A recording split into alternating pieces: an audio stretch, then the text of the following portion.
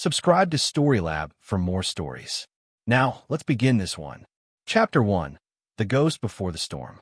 Joshua Jordan had been dead to the world for 18 months, officially classified as missing in action in the Syrian desert. The military brass knew better. He was deep cover, eliminating high-value targets in Damascus while maintaining radio silence. His wife Stephanie Jordan and 8-year-old son Tyler believed the lie, grieving a husband and father who was very much alive, very much lethal, and very much coming home soon. Before his deployment, Joshua had been different. Not the hardened killer he'd become, but still unforgiving in his core. Growing up in rural Montana, he learned early that weakness invited predators. His father, a Vietnam veteran turned ranch hand, had beaten that lesson into him with leather belts and harsh winters. "Never let anyone think they can walk over you, boy," his father would say. "Forgiveness is for the weak, and the weak don't survive." Joshua had met Stephanie Myers at a military bar in Fort Bragg. She was a nurse, blonde and ambitious, with eyes that promised loyalty but held secrets even then. Their courtship was passionate but brief. She was pregnant within 6 months, married within 8. Tyler was born with his father's steel-gray eyes and his mother's capacity for deception, though Joshua wouldn't learn that last part for years. The marriage had its problems. Stephanie craved attention, luxury, and stability, 3 things a special forces sniper couldn't consistently provide. She'd grown up poor in trailer parks, bouncing between her alcoholic mother and various uncles who paid the bills in exchange for companionship. She'd sworn she'd never live that life again, but Joshua's deployments left her feeling abandoned and desperate. Their last night together before Syria, Stephanie had been distant, distracted. She'd avoided his touch, claimed she was tired.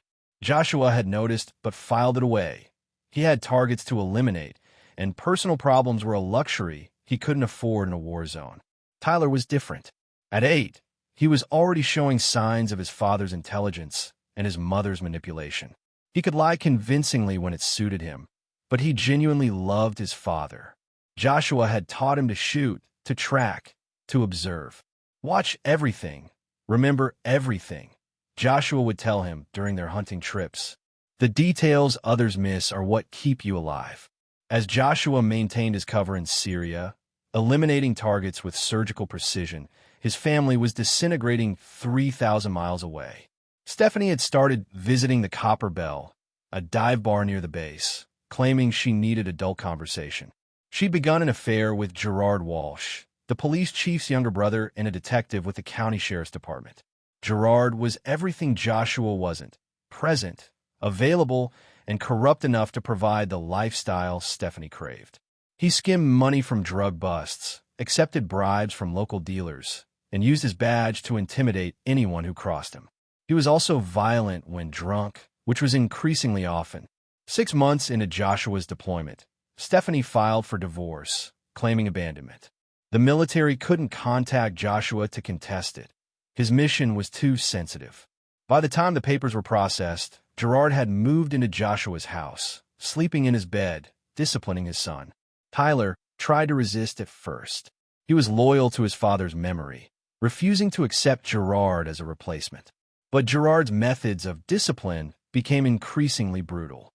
What started as harsh words escalated to slaps, then to beatings with Joshua's own leather belt, the one his father had used on him. Stephanie justified it, even participated. She'd changed, hardened by Gerard's influence and her own guilt. When Tyler would cry for his father, she'd slap him. When he'd refuse to call Gerard Dad, Gerard would lock him in the basement for hours. The neighbors heard nothing. Gerard's badge ensured their silence. The transformation was systematic. Gerard isolated Tyler from his friends, his teachers, anyone who might report the abuse. He homeschooled him, using educational neglect as another form of control. Tyler learned to hide bruises, to lie about injuries, to disappear into himself when the violence started. Meanwhile, Joshua's mission was nearing completion. He'd eliminated 17 targets, disrupted 3 terror cells, and gathered intelligence that would save American lives. He'd also become something inhuman in the process, A ghost who could kill without hesitation, without remorse, without mercy. The Syrian desert had burned away whatever remained of his civilian conscience. His handler, David Bear, had worked with Joshua for 5 years. They'd served together in Afghanistan, Iraq, and now Syria. David had watched his friend transform from a soldier into something more dangerous, a weapon with a mind of its own. "You've got the look," David told him during their final debrief. "The one guys get when they've crossed a line they can't uncross." Joshua didn't care. He was focused on coming home, on seeing his son, on resuming the life he'd been fighting to protect. He had no idea that life no longer existed. The night before his extraction, Joshua made his last kill, a bomb maker who'd been targeting American convoys. He watched through his scope as the man's head exploded in a pink mist, felt the familiar satisfaction of a perfect shot. Tomorrow, he'd be on a transport plane home. Tomorrow, he'd discover what betrayal really meant. As he cleaned his rifle in the Syrian safe house, Joshua couldn't know that 3,000 miles away, his son was crying himself to sleep with 3 broken ribs and a fractured wrist, injuries Gerard had explained away as clumsiness to the emergency room doctor. He couldn't know that Stephanie was planning their wedding while his divorce papers dried. He couldn't know that Laura Fuentes, the trauma nurse who'd treated Tyler twice that month, was building the courage to make a phone call that would change everything. The storm was coming home, and it carried the fury of 18 months of betrayal. Chapter 2. The Call That Changed Everything. The satellite phone rang at 0347 hours Damascus time. Joshua Jordan was cleaning his rifle in the abandoned warehouse that served as his final safe house, preparing for extraction in 6 hours. The mission was complete. 17 targets eliminated, 0 American casualties, and intelligence gathered that would prevent 3 major attacks on U.S. soil. "Jordan," he answered, expecting his handler David Bear with final extraction details. Instead, a woman's voice, hushed and urgent. "Is this Joshua Jordan?" Tyler Jordan's father. Joshua's blood froze. Tyler, his son. No one outside military command should have this number. "Who is this?" "My name is Laura Fuentes. I'm a trauma nurse at Riverside County Medical Center. Your son, Tyler, he's in intensive care." The rifle slipped from Joshua's hands, clattering on the concrete floor. 18 months of controlled emotion, of surgical detachment, cracked like thin ice. "What happened?" Laura's voice wavered. "I've treated him 3 times in the past month. Broken ribs, fractured wrist, concussion. The stories don't match the injuries. Mr. Jordan, someone is hurting your boy. Where's his mother?" Joshua's voice was Arctic calm, the tone he used before killing. She remarried. To a man named Gerard Walsh. He's a detective, Mr. Jordan. The police chief's brother. I reported my suspicions to child services, but..." Laura paused, her voice breaking. "Nothing happened. The reports disappeared. And tonight was bad. Really bad." Joshua closed his eyes, seeing red behind his lids. "What happened tonight?" "Tyler came in unconscious. 3 broken ribs, internal bleeding, cigarette burns on his arms. His stepfather claimed he fell down the stairs. A 2-story fall, Mr. Jordan. The injuries are consistent with severe physical abuse." "And the police?" "Detective Walsh handled the report personally. No charges filed. Tyler's awake now, but he won't talk. He's terrified. When I mentioned calling his biological father, he begged me not to. Said Gerard would kill him if he found out." Joshua's hand found his sidearm, thumb running over the grip. "You still there, Mr. Jordan?" "I'm here." His voice was barely human now, filtered through 18 months of war and a lifetime of not forgiving. "What did you say the stepfather's name was?" "Gerard Walsh. He's Detective Gerard Walsh, badge number 247. His brother Charles Walsh is the police chief." "Mr. Jordan, I'm risking my job calling you, but that boy, he needs his father. The system has failed him completely." Joshua memorized every detail. Gerard Walsh, badge 247. Police Chief Charles Walsh. Stephanie Jordan, now Stephanie Walsh. A closed system of corruption protecting a child abuser. "Mr. Jordan, are you still deployed? Can you come home?" "I'm coming home." Joshua said quietly. Tell Tyler his father is coming home, and he won't have to be afraid much longer. What are you going to do? Whatever needs to be done. The line went dead. Joshua stared at the phone for 30 seconds, processing 18 months of betrayal. His wife, ex-wife, had abandoned him, divorced him while he served his country, married another man. That was forgivable, barely. But allowing that man to torture his son? That crossed a line written in blood. He speed-dialed David Hebert's secure line. "Hey, Bear. Dave, I need immediate extraction. Family emergency. Josh, you're scheduled for 0900 extraction tomorrow." "What?" "My son is in the hospital. Someone's been beating him. I need to be on the next transport out of here." David's tone shifted. He'd known Joshua for 5 years, served with him through hell. He'd never heard this sound in his friend's voice. Not anger, not rage, but something infinitely more dangerous. "Jesus, Josh. How bad?" "Bad enough. Can you make it happen?" "There's a supply flight leaving in Sirleck in 4 hours. I can get you on it, but it goes to Andrews, not Bragg. You'll have to make your own way from D.C. "Done." Joshua was already packing his gear. Rifle, sidearm, tactical knife, surveillance equipment, and a small fortune in untraceable cash from his Syrian operations.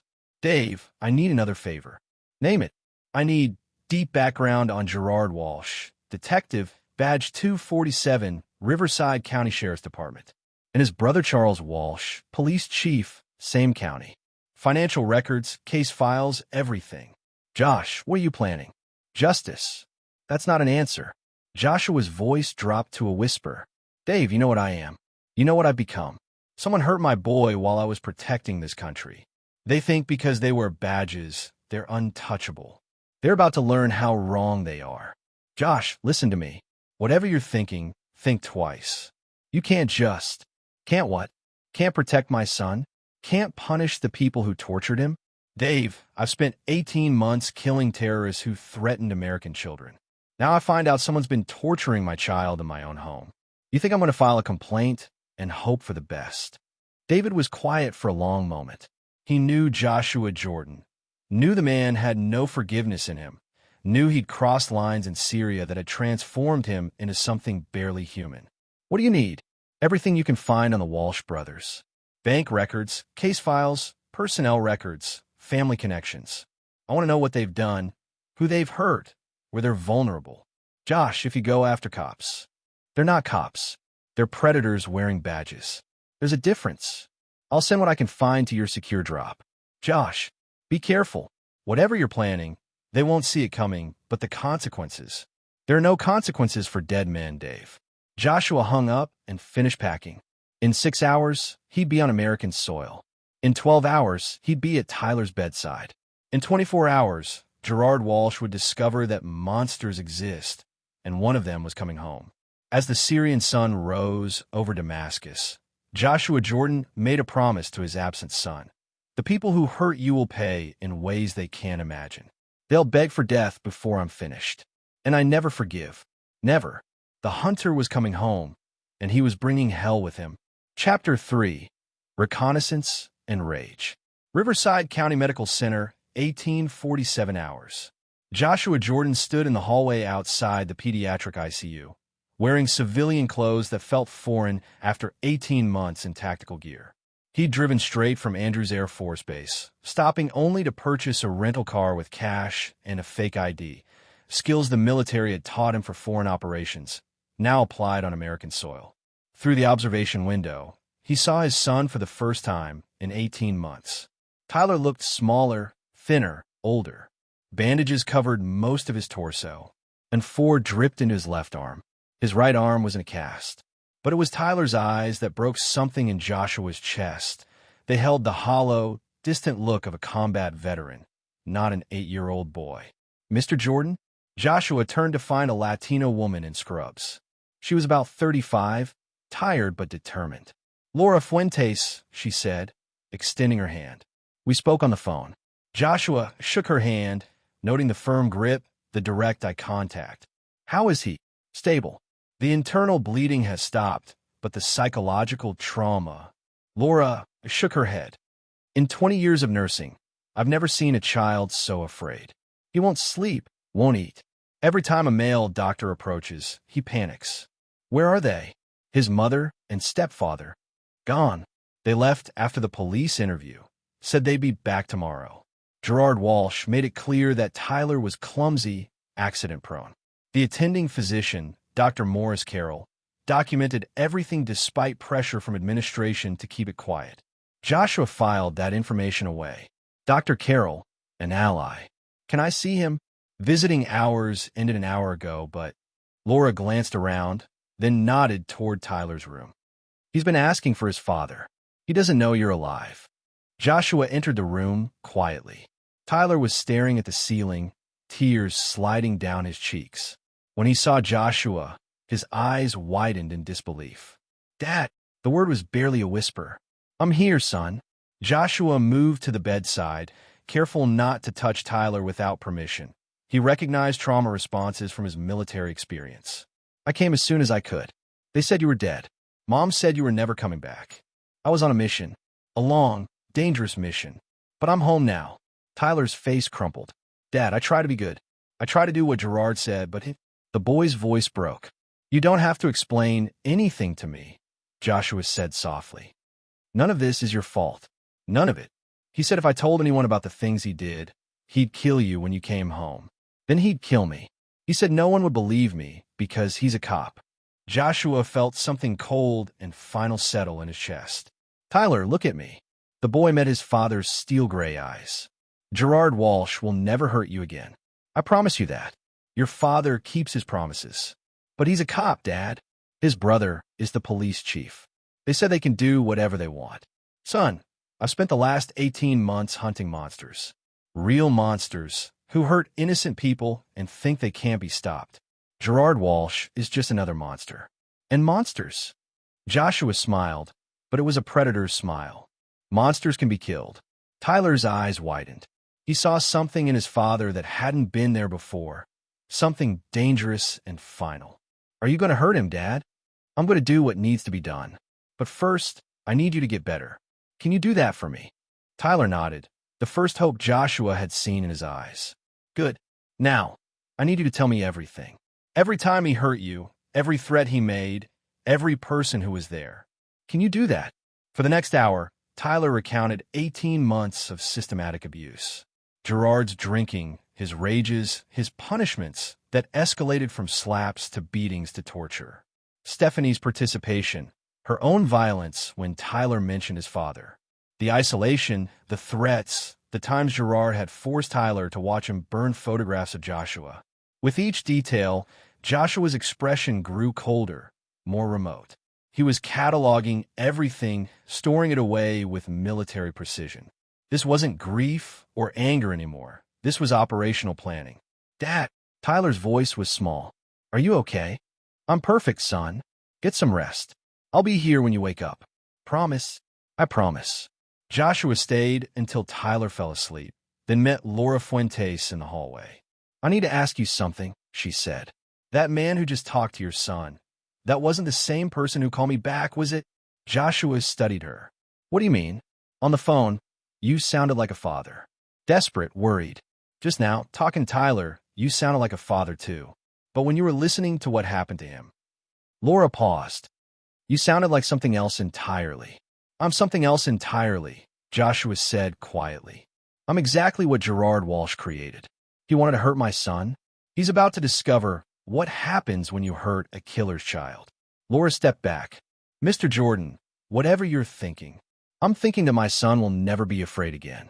I'm thinking that justice isn't a courtroom where corrupt cops protect each other. I'm thinking that some problems require permanent solutions. You can't just. Yes, I can. Joshua's voice was arctic. Laura, you did the right thing calling me. You tried to work within the system, and the system failed my boy. Now it's my turn. He walked away, leaving Laura staring after him with growing dread. Outside the hospital, Joshua called David Hebert's secure line. Dave, what do you have? Josh, this is bad. Really bad. Gerard Walsh has been dirty for years, skimming drug money, taking bribes, covering up assaults for connected people. His brother Charles has been protecting him. They run that county like their personal kingdom. Financial records? Gerard's got 3 offshore accounts, totaling about 2 million. Charles has 2, about 1.5 million. They've been taking money from the Cordova cartel in exchange for protection. Joshua smiled grimly. Preston Cordova. He knew that name from Syrian intelligence briefings. The cartel operated in 12 countries, including Syria. They've been funding terror operations through arms sales. Dave, give me everything on the Cordova connection. Financial transfers, meeting locations, communication intercepts. Everything. Josh, what are you planning? The Walsh brothers think they're untouchable because they control local law enforcement. They're about to learn that their protection only extends to the county line. Beyond that, they're just criminals. And criminals can disappear. Josh, listen to me. Dave, my son spent 18 months being tortured while I was serving my country. The people responsible are going to pay. Not in a courtroom, not with suspension or demotion. They're going to pay with everything they have, everything they are, everything they love. And then they're going to pay with their lives. Josh, send me the files, Dave. That's an order. Joshua hung up and drove to a motel outside town, paying cash for a room under a false name. He spread maps of the county across the bed, marking the Walsh brothers' home addresses, the police station, the sheriff's department, known associates, hangouts, patterns of movement. This was what he'd been trained for, hunting human predators. The Syrian desert had taught him patience, precision, and the art of making people disappear without a trace. Gerard Walsh had made a fatal mistake. He'd assumed Joshua Jordan was just another absent father, another soldier who'd abandoned his family.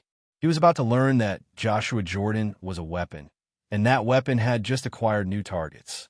As midnight approached, Joshua began the first phase of his reconnaissance. By dawn, he knew everything about Gerard and Charles Walsh, their schedules, their weaknesses, their fears. And then the real hunt would begin. The predators had made Tyler afraid. Now it was their turn to know fear. Chapter 4, Building the Web. 3 days after arriving home, Joshua Jordan had transformed from concerned father to tactical operative. His motel room resembled a military command center. Satellite photos, financial records, surveillance equipment, and detailed dossiers on everyone connected to the Walsh brothers covered every surface. David A. Bear had delivered beyond expectations. The files revealed a network of corruption spanning 5 counties, with Gerard and Charles Walsh at the center. But it was the Cordova cartel connection that gave Joshua his opening. These weren't just corrupt cops. They were traitors selling protection to foreign criminals. Joshua's first recruit came from an unexpected source.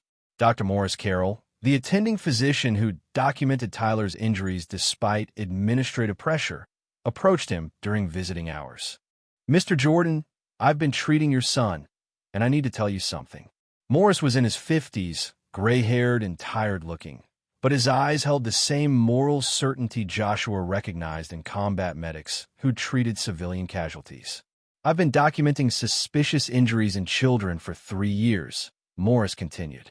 Always connected to families with law enforcement ties. Always explained away as accidents. Tyler isn't the first child Gerard Walsh has hurt. Joshua's expression didn't change, but Morris caught the predatory stillness that settled over him. How many children? 7 that I can prove. Probably more. I've been building a file, hoping eventually someone would listen. But internal affairs is run by Charles Walsh's college roommate. The DA's office won't touch it. The FBI says it's a local matter. Show me the files. That evening, in Morris's home office, Joshua reviewed 3 years of meticulous documentation. 7 children, ages 6 to 12, all showing signs of systematic abuse. All connected to Gerard Walsh through their parents. Drug dealers he protected, criminals he'd helped avoid prosecution, corrupt officials in his network. He uses the children as insurance, Morris explained. If their parents cooperate, he only hurts them a little. If they don't, he showed Joshua photos of a 10-year-old girl with cigarette burns spelling out words on her back. Joshua memorized every face, every injury, every detail. This wasn't just about Tyler anymore. It was about 7 other children whose pain demanded justice. Dr. Carroll, I need you to do something for me. Name it. I need detailed medical records for all 7 children, including Tyler. I need documentation that will stand up in court. And I need you to keep documenting everything. Morris nodded. What are you planning? Justice. The next recruit found Joshua. Laura Fuentes called his burner phone at 0200 hours. We need to meet. Now. They met at an all-night diner outside town. Laura looked haggard, frightened.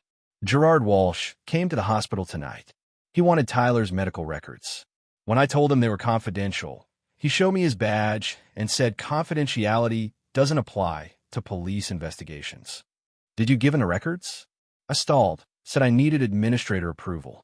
But Mr. Jordan, he wasn't alone. He had 2 other men with him, Alberto Wilcox and Preston Cordova. Joshua's blood chilled. Preston Cordova himself. The cartel had escalated their involvement. They threatened me, Laura continued. Said if I caused problems for Gerard's family, I might have an accident. A fatal accident. Where are you staying tonight? My apartment, but... No.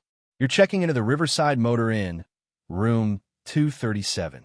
Pay cash. Use the name Maria Santos. Don't go home. Don't go to work. Don't contact anyone until I tell you it's safe. Laura's eyes widened. Mr. Jordan, what's happening? You become a target because you try to help my son. That makes you my responsibility. Trust me, do what I say, and you'll be safe. How can you promise that? Joshua's smile was colder than winter. Because Gerard Walsh and his friends are about to become very busy with their own survival. The third recruit was more complicated. Brian Wilkins, a detective with the county sheriff's department, approached Joshua in the hospital parking lot. Mr. Jordan? I'm Detective Wilkins. I like to talk. Joshua's hand moved instinctively toward his concealed weapon, but Wilkins raised his hands. I'm not here as a cop. I'm here as someone who's been watching Gerard Walsh destroy this department for 5 years. I'm listening. Gerard's dirty, but he's protected. Charles makes sure any investigations disappear, any witnesses get intimidated. But there are still good cops in this department, and we've been waiting for an opportunity. What kind of opportunity? The kind that comes with outside resources and someone who isn't afraid of the Walsh brothers.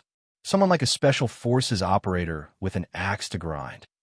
Joshua studied Wilkins, reading posture, micro-expressions, stress indicators. The man was telling the truth. What do you want? I want to help you take them down. Legally, if possible. But if not, Wilkins shrugged. Sometimes the law isn't enough. Sometimes justice requires different methods. You have a family, detective? 2 daughters, 7 and 9. Every time I see what Gerard does to kids, I think about them. I think about what I'd do if someone hurt them. Joshua nodded slowly. Meet me tomorrow night. Warehouse District, 1247, Industrial Boulevard. Come alone, come armed, and come ready to cross lines you can't uncross. That night, Joshua finalized his operational plan. Phase 1, Intelligence and Recruitment, complete. Phase 2, Isolation and Psychological Warfare, beginning at dawn.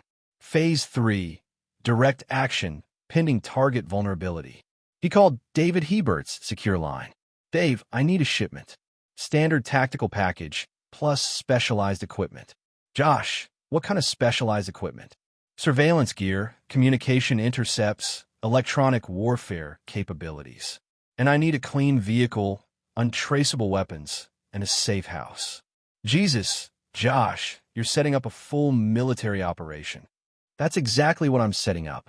The Walsh brothers have allied themselves with foreign criminals. That makes this a national security issue. That's a stretch, and you know it. Dave, I've confirmed that Gerard Walsh is providing protection for Preston Cordova's cartel operations. Cordova's people are the same ones who sold weapons to Syrian terrorists, weapons that killed American soldiers. This isn't just personal anymore. David was quiet for a long moment. I'll make some calls. Equipment will arrive tomorrow night. Good. And Dave? After this operation, Joshua Jordan is going to disappear for a while.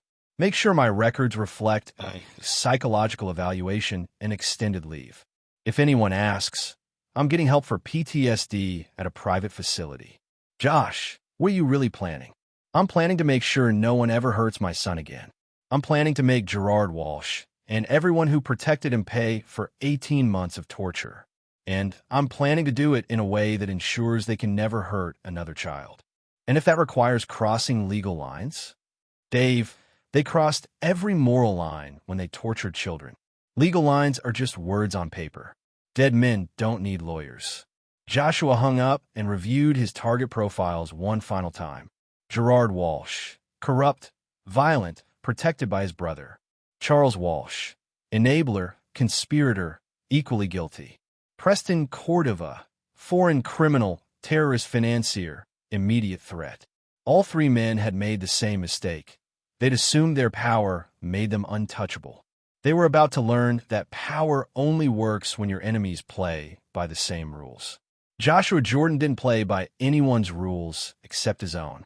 And his only rule was simple. Anyone who hurt his son would die screaming. The trap was set. Tomorrow, the hunt would begin in earnest. Chapter 5. Psychological Warfare. Dawn broke over Riverside County as Joshua Jordan initiated Phase 2 of his operation. While Gerard Walsh slept off another drunk in the house that had once been Joshua's home, electronic surveillance equipment was being installed in locations throughout the county. David Hebert's shipment had arrived at 0300 hours. Military-grade communications intercepts, GPS tracking devices, night vision equipment, and weapons that didn't officially exist. More importantly, it included detailed intelligence files on Preston Cordova's cartel operations, including planned shipments and meeting locations. Joshua's first target wasn't Gerard Walsh directly. It was his sense of security. At 0630 hours, Gerard's police radio crackled to life with an encrypted message. Package delivery confirmed. Cleanup required at usual location. Subject eliminated per instructions. Gerard bolted upright in bed, instantly sober. The message format matched cartel communications, but this wasn't a scheduled operation. He tried calling his handler, Alberto Wilcox, but the call went straight to voicemail. Meanwhile, across town, Charles Walsh received a text from an unknown number. Internal Affairs requesting meeting. Evidence of irregularities in Detective G. Walsh's cases. Confidential inquiry initiated. Neither brother knew that Joshua was monitoring all their communications, manipulating their paranoia, making them question everything. By 0800 hours, both Walsh brothers were panicking. They met at their usual spot, abandoned warehouse Gerard used for meetings with cartel representatives. What they didn't know was that Joshua had been watching this location for 3 days, cataloging every visitor, every pattern. Someone's feeding information to Internal Affairs, Charles said, lighting his third cigarette in 20 minutes. Or the cartel's cleaning house, Gerard replied, checking his service weapon for the 5th time. Alberto's not answering calls. Neither is Preston. Maybe they're dead. Maybe we're next. Joshua watched from a rooftop 300 meters away, listening through surveillance equipment David had provided. The Walsh brothers were exactly where he wanted them. Paranoid, isolated, turning on each other. But the real psychological warfare began at noon. Gerard received a package at the police station with no return address. Inside was a photograph of Tyler in the hospital, along with detailed medical records documenting every injury Gerard had inflicted. Written across the bottom in red ink, "The father knows. The father is coming." Gerard's hands shook as he stared at the photo. According to military records, Joshua Jordan was missing in action, presumed dead. But someone knew about Tyler, knew about the abuse, knew enough to threaten him. Across town, Charles Walsh found a similar package in his office. But his contained something different. Financial records showing every payment from the Cordova cartel, every offshore account, every transaction that proved his corruption. The message was different too. Your protection is gone. Your time is limited. By afternoon, both brothers were acting erratically. Gerard called in sick. Charles canceled all meetings. They were making mistakes, leaving themselves vulnerable. At 1400 hours, Joshua initiated the next phase. Using equipment David had provided, he intercepted Gerard's cell phone and sent a text to Stephanie. "Need to talk. Meet me at the Copper Bell at 8 p.m. Come alone. Don't tell Charles." Then he intercepted Charles's phone and sent a message to Gerard. Meeting compromised. They know about Tyler. Cleanup required tonight. The brothers were now suspicious of each other, each believing the other might be planning betrayal. But Joshua's masterstroke came at 1,600 hours. Using cartel communication protocols he'd learned in Syria, he sent a message to both Walsh brothers from Preston Cordova's encrypted line. Operation compromised. Eliminate all witnesses. Begin with the child. Gerard's face went white when he read the message. If the cartel wanted Tyler dead, it meant someone had talked. It meant their protection was gone. It meant they were all targets now. Charles received the same message and immediately called his brother. Gerard, we need to meet. Now. Where? The warehouse. And Gerard? Bring your gun. Joshua smiled as he monitored the call. The brothers were now actively planning each other's elimination, each believing the other was a security risk. At 1,700 hours, Detective Brian Wilkins called Joshua's burner phone. It's working, Wilkins reported. Both Walsh brothers requested immediate backup from patrol units. Gerard's barricaded in his house with Stephanie and Tyler. Charles has locked down the police station. They're paranoid as hell. What about Cordova? That's the beautiful part. He's panicking too. My sources say he's planning to eliminate the Walsh brothers himself, thinking they've been compromised. He's moving product and people out of the county. Perfect. How long before they make their move? Gerard's planning something tonight. Charles is coordinating with 3 other corrupt cops. They're planning to eliminate Gerard and frame it as a cartel hit.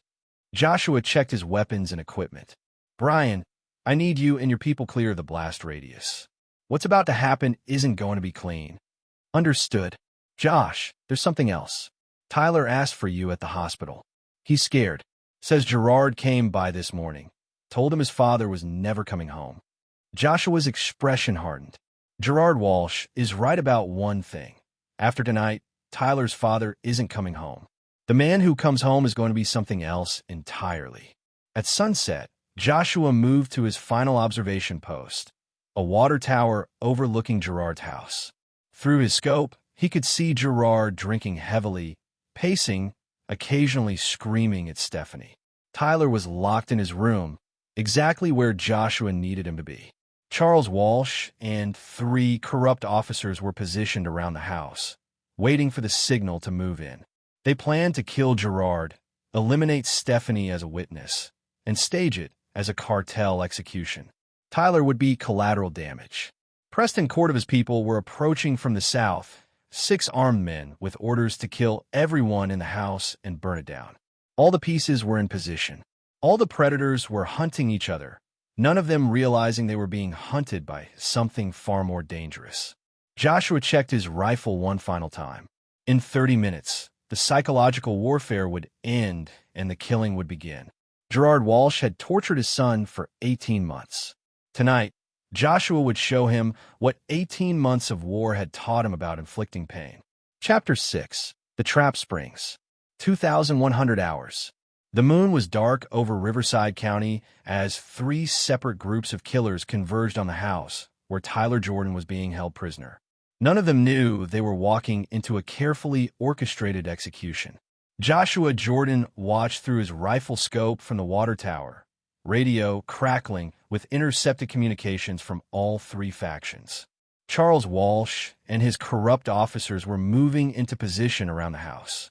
Preston Cordova's cartel soldiers approached from the industrial district, and inside the house, Gerard Walsh was drinking himself into a rage, alternately screaming at Stephanie and checking his weapons. All units, prepare to breach. Charles Walsh's voice crackled over police radio. He was leading 4 corrupt officers, Craig Walker, Wade Scott, Kurt Kahn, and Edwin Cherry, all of whom had been protecting Gerard's operation for years. From the south, Alberto Wilcox's voice came through cartel frequencies. El Jeef wants everyone eliminated. No witnesses, no survivors. Make it look like police corruption gone wrong. Inside the house, Gerard was spiraling. The mysterious messages had pushed him past paranoia into pure terror. He'd barricaded the doors, armed himself with 2 pistols and a shotgun, and forced Stephanie to help him prepare for a siege. They're coming for us, Gerard told Stephanie, who was crying quietly on the couch. The cartel, your husband, maybe both. We should have killed the kid months ago. Please, Gerard, just let Tyler go, Stephanie begged. He's just a child. That child is evidence. Evidence gets people killed. Gerard chambered a round in his shotgun. Should have finished him when I had the chance. Joshua's finger tightened on the trigger, but he waited. Not yet. Let them get closer. At 2,115 hours, Charles Walsh gave the signal. His team moved toward the front and back doors while Cordova's people approached the east and west sides. In 90 seconds, both groups would breach simultaneously, each expecting to eliminate the other after killing Gerard and his family. That's when Joshua began killing. His first shot took Edwin Cherry through the head at 200 meters, a perfect kill shot that dropped the corrupt cop silently. The second shot eliminated Wade Scott before he could reach the back door. Craig Walker had time to look confused before Joshua's third shot removed most of his skull. Charles Walsh realized something was wrong when his radio chatter stopped, but he was committed to the breach. Kurt, report. Edwin, respond. Silence. Meanwhile, Cordova's soldiers reached the east side of the house, unaware that half the police team was already dead. Alberto Wilcox placed charges on the window, while two other sicarios prepared to breach the front door. Joshua's fourth shot punched through Alberto's chest, spinning him away from the explosive charge. His fifth and sixth shots eliminated the other two cartel soldiers before they could react. The remaining three cartel members scattered, confused, and terrified. Inside the house, Gerard heard the gunshots and assumed the war had started. He grabbed Tyler from his room, pressing the shotgun to the boy's head. Stephanie, get over here now. Gerard, please. They're here. They're coming for us.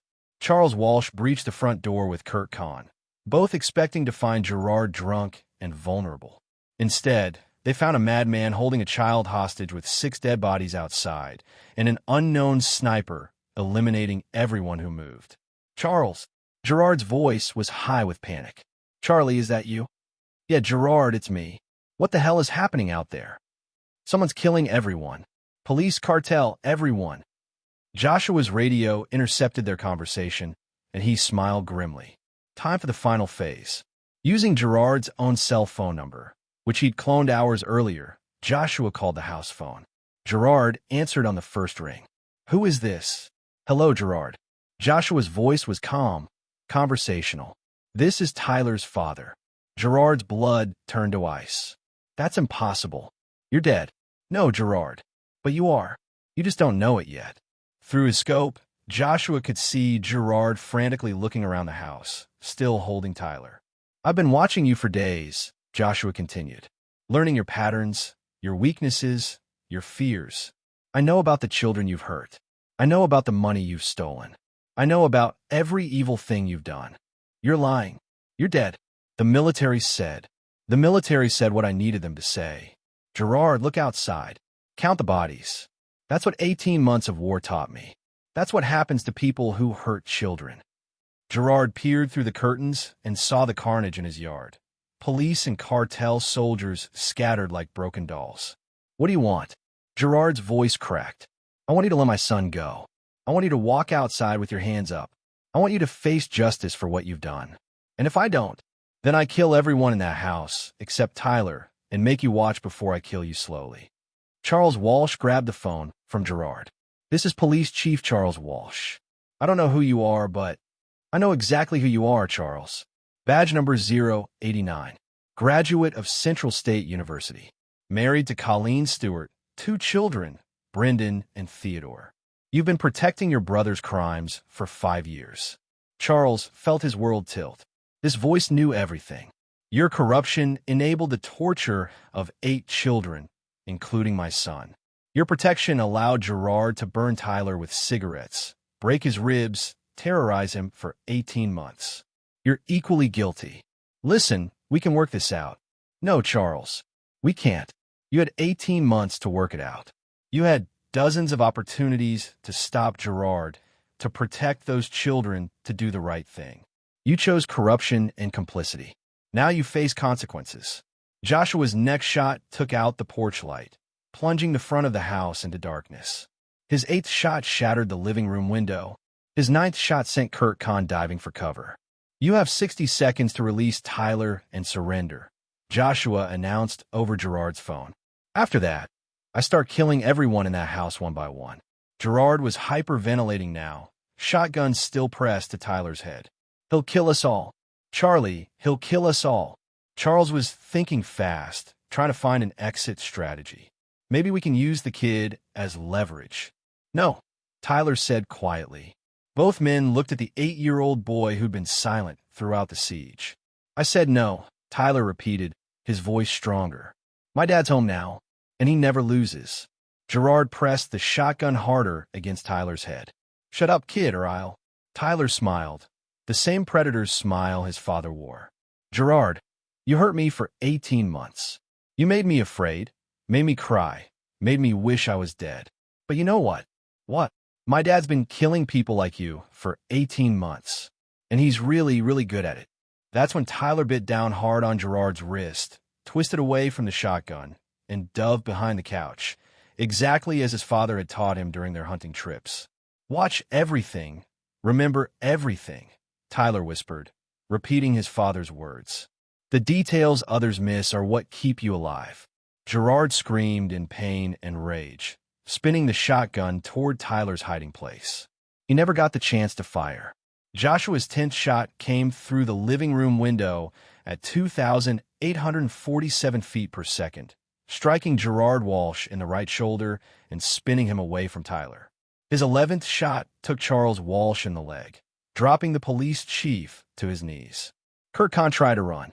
Joshua's 12th shot caught him in the back, ending his escape attempt permanently.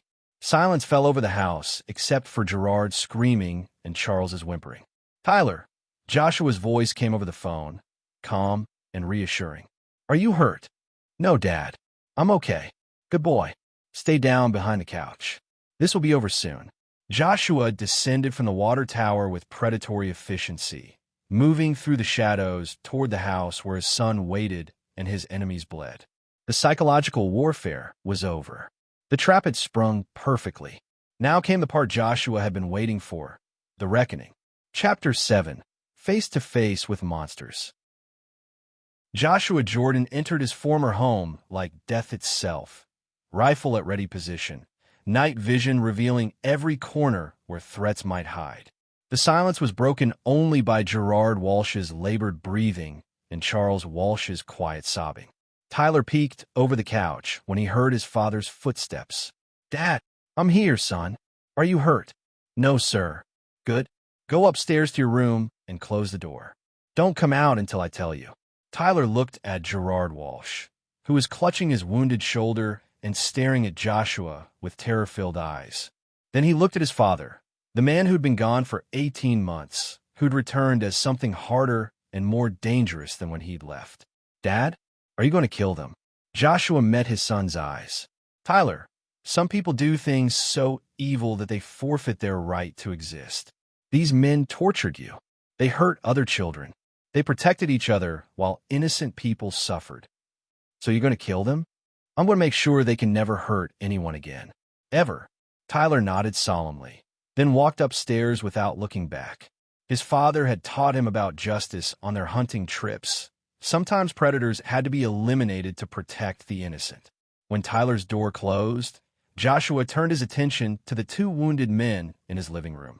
Gerard Walsh was pressed against the far wall, trying to stop the bleeding from his shoulder. Charles Walsh sat on the floor, pants leg soaked with blood, hands raised in surrender. Stephanie Jordan, now Stephanie Walsh, stood frozen by the kitchen doorway, mascara streaked down her face. "Hello, Stephanie," Joshua said quietly. "It's been a while." "Josh, You what? You're sorry? You didn't know Gerard was torturing my son? You were protecting Tyler." Stephanie opened her mouth to speak, but no words came. "I monitored your phone calls for 3 days," Joshua continued. "I heard you laughing with your friends about your clumsy stepson. I heard you planning to have Tyler committed to a psychiatric facility so Gerard could abuse him without witnesses. I heard you tell Gerard that killing Tyler might be the cleanest solution. That's exactly what you said." Tuesday night, 11:47 p.m., called duration 14 minutes. Joshua's voice was arctic. You didn't just allow my son to be tortured. You participated. You enabled. You planned to escalate. Gerard struggled to his feet, using the wall for support. Look, Jordan, we can make a deal. Gerard Walsh. Joshua's attention shifted to the man who'd spent 18 months breaking his son. Detective Gerard Walsh, badge number 247. Brother to Police Chief Charles Walsh. Collector of bribes, protector of criminals, and torturer of children. You burned Tyler with cigarettes. You broke his ribs. You locked him in basements. You made him watch while you destroyed photographs of me. You told him I was dead, that I was never coming home, that no one would ever protect him. Gerard's face went pale. How do you know? I know everything, Gerard. I know about the 7 other children you abused. I know about the cartel money. I know about every crime you've committed. But most importantly, I know about what you did to my son. Joshua moved closer, rifle trained on Gerard's chest. Here's what's going to happen. You're going to sit in that chair. You're going to confess everything you've done. And then you're going to face judgment. You can't just execute us. Charles Walsh screamed from the floor. This is America. We have rights. Rights. Joshua's laugh was colder than winter. What rights did Tyler have when Gerard was burning him with cigarettes? What rights did those other children have when you covered up their abuse? He produced a small recording device from his tactical vest. But you're right about one thing, Charles. This is America, so you're going to get a trial. Right here, right now. I'm the judge, jury, and executioner. Gerard goes first. Joshua pulled up a chair and sat facing Gerard, rifle resting across his knees. Gerard Walsh, you stand accused of aggravated child abuse, conspiracy, corruption, and 18 months of systematic torture inflicted on Tyler Jordan. How do you plead? This is insane. You can't. Guilty, plea noted. Let's discuss sentencing. Wait. Gerard's voice cracked. I plead not guilty. I want a lawyer. You had 18 months to get a lawyer, Gerard. You chose to hurt my son instead. But I'll give you something the system never gave Tyler. A chance to explain yourself. Gerard looked around desperately, then back at Joshua's emotionless face. Look, kids lie. Tyler's disturbed. He makes things up. Joshua's rifle came up, muzzle inches from Gerard's forehead. Wrong answer. Wait. Okay, maybe I was too hard on him sometimes, but he needed discipline. You broke his ribs, Gerard. That was an accident. You burned him with cigarettes. He was disobedient. You terrorized him for 18 months. I was trying to make him tough. Joshua stood up, rifle still trained on Gerard's head. Gerard Walsh, you've confessed to aggravated child abuse. You've shown no remorse, no understanding of the harm you've caused, no capacity for redemption. In a normal courtroom, you'd get 15 to 20 years and be out in 8. That's right. I do my time. But this isn't a normal courtroom. This is justice for what you did to my son. And my son will never get those 18 months back. He'll never unsee the things you showed him, unfeel the pain you caused him, unlive the terror you put him through. Joshua chambered around. So you don't get to serve time and walk away. You don't get to rehabilitate. You don't get parole or appeals or second chances. Please, Gerard whispered. I have a life. I have. You have nothing. Because monsters don't get to live while their victims suffer. But before Joshua could fire, Stephanie spoke up. Josh, wait. He turned to look at his ex-wife, who was now standing straighter, her fear replaced by something calculating. I can give you something better than just killing them, she said. I can give you revenge that lasts. Joshua studied her, reading micro-expressions and body language. I'm listening. Gerard's been recording his sessions with Tyler. Video recordings. He sells them to other pedophiles online. There are dozens of files, Josh. Dozens of videos of what he did to your son. The room went dead silent, except for Gerard's panicked breathing. Where are they? Joshua's voice was barely human now. His computer. Password protected, encrypted. But I know where he keeps the password.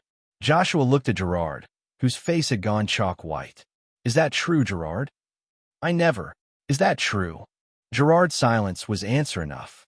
Joshua set down his rifle and pulled out his tactical knife instead. Gerard, I was going to give you a quick death. A bullet to the head, over in seconds. But if you've been selling videos of my son's torture... He smiled, and Gerard began to cry. Well, that changes things considerably. Chapter 8. The Price of Justice. The basement of Joshua's former home became an interrogation room. Gerard Walsh sat zip-tied to a wooden chair, blood still seeping from his shoulder wound. Charles Walsh was secured to a support beam, his leg wound wrapped to prevent him from bleeding out too quickly. Stephanie sat in the corner, unrestrained but knowing that running would only delay the inevitable. Joshua had retrieved Gerard's laptop and external drives from his bedroom, finding terabytes of encrypted files. The password list was exactly where Stephanie said it would be, taped inside Gerard's badge wallet, hidden behind his identification. 37 videos, Joshua announced, scrolling through the files. Dating back 6 months. You've been recording Tyler's torture and selling it to pedophiles around the world. Gerard tried to speak, but Joshua held up a hand for silence. The files are tagged with prices. $40 for basic abuse videos. $200 for the ones where you use cigarettes. $500 for the ones where Tyler begs for his father. Joshua's voice remained calm, conversational, but something deadly had awakened behind his eyes. There are purchase records here, Gerard. Customer lists. You've made over $30,000 selling videos of my son's suffering. Josh, let me explain. The explanation is in the files. You're not just a child abuser. You're a child pornographer. You're not just corrupt. You're trafficking in torture. You've taken my son's pain and turned it into profit. Joshua closed the laptop and approached Gerard's chair. Here's what's going to happen. You're going to give me the names and addresses of every customer who bought those videos. You're going to provide access to every account, every payment method, every communication. And then we're going to discuss appropriate punishment. I'll give you everything. Please just... Oh, you'll give me everything anyway. The question is whether you give it willingly or whether I extract it piece by piece. Joshua opened his tactical kit, revealing an array of tools that had served him well in Syrian interrogations. Charles, you get to watch. Consider it a preview of your own sentencing hearing. For the next hour, Gerard Walsh experienced a fraction of the terror he'd inflicted on Tyler and the other children. Joshua was methodical, precise, never inflicting enough damage to cause unconsciousness or death, but ensuring every nerve ending communicated agony. By the end, Gerard had provided complete access to his networks, every customer, every payment, every communication with other predators. The scope was staggering, a network of over 200 pedophiles across 12 countries, all buying and selling images and videos of child abuse. This is bigger than just you, Gerard, Joshua observed, reviewing the data. You're part of an international trafficking ring. Tyler's torture was just one product in a catalog of horror. Gerard could barely speak through his pain, but he managed to whisper, "The FBI, they can use this. The FBI will get copies. But first, we finish your trial." Joshua turned to Charles Walsh, who'd been forced to watch his brother's interrogation. Charles Walsh, you enabled every crime your brother committed. You protected him, covered for him, allowed him to escalate. Without your protection, Gerard never could have hurt those children. I didn't know about the videos, but you knew about the abuse. Dr. Morris Carroll filed reports. Laura Fuentes reported suspected abuse. Other officers brought you evidence. You buried it all. Charles struggled against his restraints. I was protecting my family.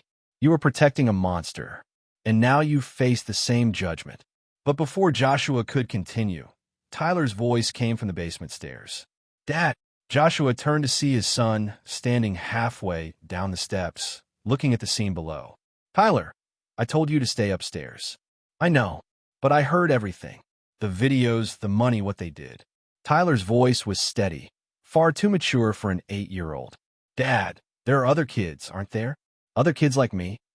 Joshua nodded slowly. Yes, son, there are.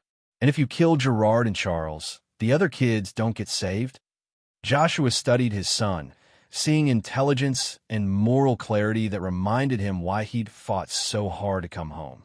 That's right. The FBI can use this information to save other children, arrest other predators. but only if Gerard and Charles survived to testify. Tyler walked down the remaining steps and stood before Gerard Walsh, who looked up at him with fear and desperate hope. "Tyler," Gerard whispered. "Please, I'm sorry, I never meant." "You're not sorry," Tyler said quietly. "You're just afraid. You hurt me because you liked hurting me. You made videos because you liked making money from my pain." Gerard opened his mouth to protest, but Tyler continued. "But my dad taught me something. He taught me that sometimes you have to choose between revenge and justice. Revenge feels good, but justice helps other people." Tyler looked up at his father. "Dad, if we choose justice, will the other kids be safe?" "Some of them. The FBI can use this evidence to shut down the network, arrest hundreds of predators. It won't save everyone, but it will save some." Tyler nodded, then looked back at Gerard. "Gerard Walsh, I choose justice over revenge. But not because you deserve mercy. Because other kids deserve protection." He turned to his father. "Dad, I want them to live. I want them to spend the rest of their lives in prison, thinking about what they did, knowing they can never hurt anyone again. Death is too easy for monsters." Joshua felt something shift in his chest. Pride, respect, and a recognition that his son had become stronger than his trauma. "Tyler, are you sure? After everything they put you through?" "I'm sure. But Dad..." "Yes. I want to be there when the FBI arrests them. I want them to see that they didn't break me. I want them to know they failed." Joshua smiled. Not the predator's smile he'd worn for days, but the proud smile of a father whose son had chosen to become a protector instead of a victim. "Gerard Walsh, Charles Walsh," Joshua announced formally. "By the authority vested in me, by 8 years of military service and 18 months of fighting monsters, I sentence you to life in federal prison. You will cooperate fully with FBI investigations. You will testify against every predator in your network. You will spend every remaining day of your lives ensuring that other children are protected from people like you. And if you refuse, or if you recant your cooperation, or if anything happens to Tyler or any other witness..." Joshua's expression hardened. "I will find you. I will extract you from whatever prison holds you. And I will finish what we started tonight." Gerald and Charles both nodded frantically, understanding that their lives now depended on their continued cooperation. Joshua turned to Stephanie, who'd remained silent throughout the interrogation. "Stephanie Jordan Walsh, you enabled the abuse of my son and planned his murder.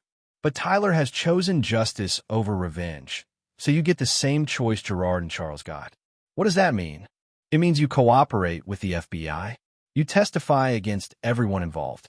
You spend the rest of your life making amends for what you allowed to happen." Stephanie nodded, tears streaming down her face. "Josh, I'm so sorry. Don't apologize to me. Apologize to Tyler. Spend the rest of your life apologizing to Tyler." Joshua gathered the evidence files and prepared to call Detective Brian Wilkins. The FBI would arrive within hours, and the largest child trafficking network in the region would be dismantled. But first, he had a phone call to make to David Hebert. "Dave, it's over. Send the FBI everything we discussed. Full cooperation, full disclosure." "Josh, what happened?" "Justice happened. The kind that saves other children instead of just satisfying revenge. And the targets? Alive. Captured. Ready to spend the rest of their lives making amends." "Jesus, Josh, I didn't think you had that kind of restraint in you." Joshua looked at Tyler, who was standing straight and strong despite everything he'd endured. "I learned it from my son. Turns out he's stronger than both of us." As sirens wailed in the distance, Joshua Jordan realized that the man who'd returned from Syria wasn't the same man who'd left for war. War had made him harder, more dangerous, more willing to cross lines. But his son had taught him something war couldn't. That true strength sometimes meant choosing the harder path, the one that served justice instead of just satisfying anger. The predators were caught. The network would be dismantled. Other children would be saved. And Tyler Jordan would grow up knowing that his father had chosen to be a protector instead of just a killer. Chapter 9. The Price of Becoming a Monster. 6 months later, Joshua Jordan sat in a federal courthouse in Washington, D.C., watching as the final defendants in United States versus Walsh were sentenced. The investigation had exposed a child trafficking network spanning 14 states and 7 countries, resulting in 247 arrests and the rescue of 89 children. Gerard Walsh received life without parole plus 400 years. Charles Walsh got life without parole plus 200 years. Stephanie Walsh received 25 years with possibility of parole after 15 in exchange for her cooperation and testimony against 43 other defendants. The courtroom was packed with FBI agents, prosecutors, and families of the rescued children. Tyler Jordan, now 9 years old and in therapy but showing remarkable resilience, sat beside his father throughout the sentencing hearings. Mr. Jordan, Judge Theodore Brewer addressed Joshua after the final sentence was read. The court recognizes that your unconventional methods led to the largest child trafficking bust in FBI history. However, I'm required to ask, do you have any regrets about the way you handled this situation? Joshua stood, considering his answer carefully. In the months since that night, he'd undergone extensive psychological evaluation, debriefing sessions with military intelligence, and countless interviews with federal prosecutors. The consensus was that his actions, while legally questionable, had ultimately served justice. Your Honor, I regret that it took 18 months for my son to get protection. I regret that 7 other children suffered while the system failed them. I regret that 247 predators were allowed to operate freely because corrupt officials protected them. And your methods? The interrogation, the psychological warfare, I regret that those methods were necessary. But I don't regret using them to save children. Judge Brewer nodded slowly. Mr. Jordan, this court recognizes that you served your country with distinction, that you acted to protect your son and other victims, and that your actions led to justice for hundreds of children. However, you also crossed legal boundaries that cannot be ignored. Joshua straightened, prepared for whatever sentence might come. Therefore, this court sentences you to 500 hours of community service to be served by training FBI agents in tactical interrogation and counterterrorism techniques. You will also undergo continued psychological counseling and remain available for consultation on similar cases. The courtroom erupted in applause. It was essentially a slap on the wrist, recognition that Joshua's methods had served the greater good, even if they couldn't be officially endorsed. Outside the courthouse, Tyler walked beside his father toward their car. Dad, are you okay with the sentence? I'm fine with it, son. How are you doing? Tyler considered the question seriously. At 9, he was already showing signs of the intelligence and moral clarity that had helped him survive his ordeal. I'm glad they're in prison. I'm glad other kids are safe. But Dad, what is it? Sometimes I have nightmares. Not about Gerard or what he did to me. I have nightmares about what you became to save me. Joshua stopped walking and knelt to Tyler's eye level. What do you mean? In Syria, you killed people. When you came home, you were ready to kill more people. You became something scary to protect me. Tyler's eyes were serious, concerned. I love that you saved me, Dad, but I don't want you to stay scary forever. Joshua felt something crack in his chest, the last piece of the killer he'd become. His son wasn't just worried about himself. He was worried about his father's soul. Tyler, do you remember what I taught you about hunting? You said sometimes predators have to be eliminated to protect the innocent. That's right. But I also taught you that after the hunt, you clean your weapons, put them away, and go back to being a protector instead of a killer. Tyler nodded slowly. Are you ready to put your weapons away, Dad? Joshua smiled, the warm smile of a father, not the cold smile of a predator. Yes, son, I think I am. As they drove home, Joshua reflected on the cost of justice. He'd returned from Syria as a weapon, a killer trained to eliminate threats without hesitation or remorse. That weapon had been necessary to save Tyler and the other children. But Tyler was right. Staying a weapon would only create new victims, including themselves. His phone buzzed with a text from David A. Bear. New assignment, if you want it. FBI Task Force on International Trafficking.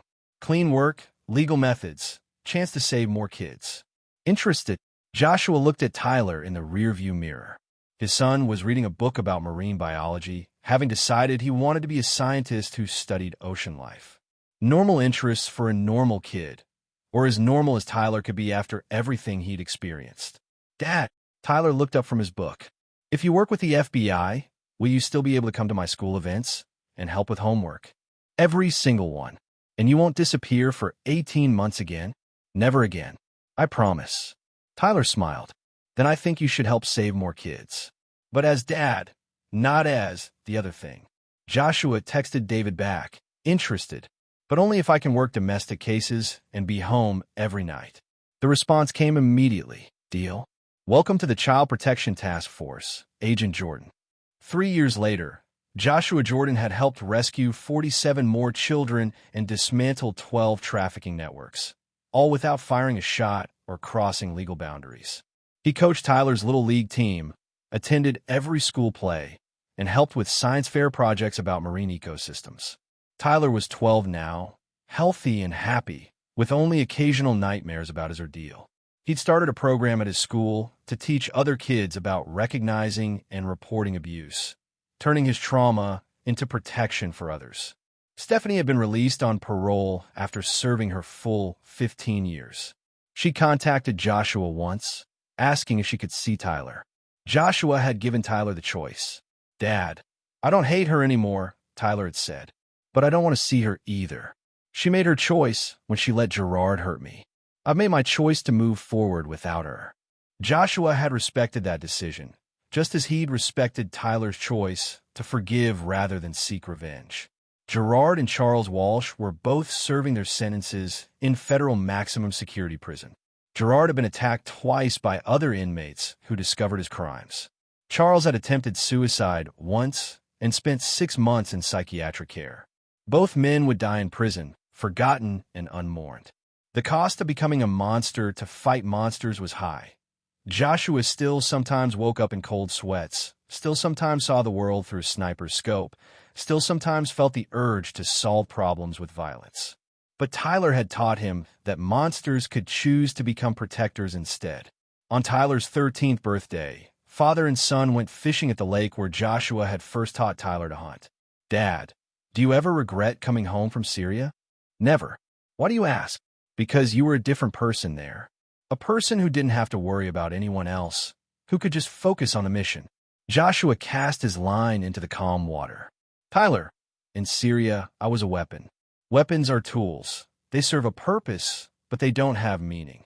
When I came home and found out what happened to you, I stayed a weapon because I thought that's what you needed. But it wasn't. No, what you needed was a father. What other kids need are protectors. Weapons destroy things. Fathers and protectors build things, save things, make things better. Tyler nodded thoughtfully. So you chose to stop being a weapon? I chose to be your father instead. Everything else is just a job. As the sun set over the lake, Tyler caught his first base, a moment of pure joy and normal childhood that Gerard Walsh had tried to steal but failed to destroy. Joshua Jordan had returned from war as a killer, become a monster to fight monsters, and finally chosen to become a protector of innocence. The price had been high, but the reward, watching his son grow up strong, safe, and unbroken, made every cost worthwhile. Some battles were won with bullets and blood. Others were won by choosing mercy over revenge, justice over retribution, and love over hate. Tyler Jordan had taught his father the difference, and in doing so, had saved them both. This is where our story comes to an end.